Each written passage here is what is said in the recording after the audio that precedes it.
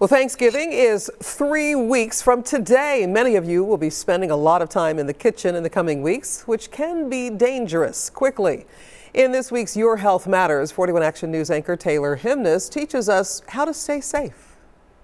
Taylor Himnes here at Grossman Medical Center with Dr. Megan Garcia to talk about something that's not fun to talk about this time of year, but important to talk about this time of year, and that's burns. These are all things out in your home that you might have this time of year, especially these with smoke alarms.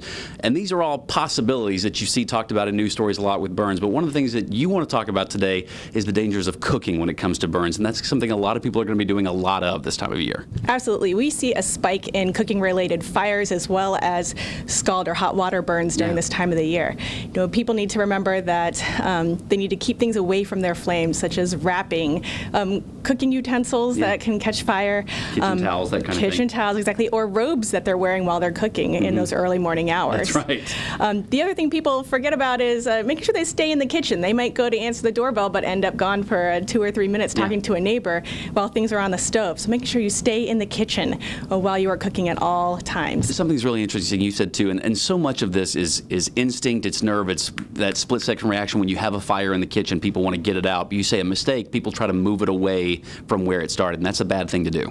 Absolutely. We see a spike in grease fires during this time of the year, and a lot of people see those flames on their stove and they want to move that pot out of the way or outdoors as quick as they can, which is the wrong thing to do. What ends up happening is they spill that pot onto the floor. They could slip and fall into it or spill it onto themselves.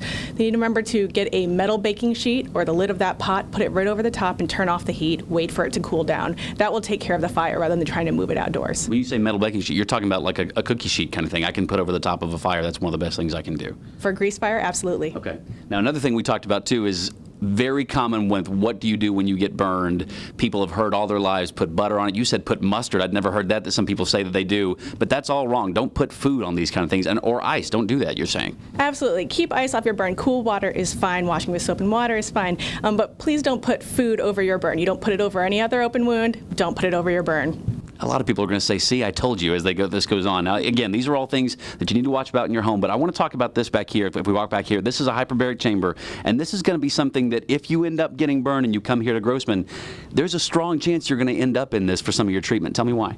Absolutely. So hyperbaric oxygen is a tank where we pressurize with 100% oxygen. That is a few things. One, the patient breathes in that 100% oxygen, which gets to their tissues that need to heal with the burn.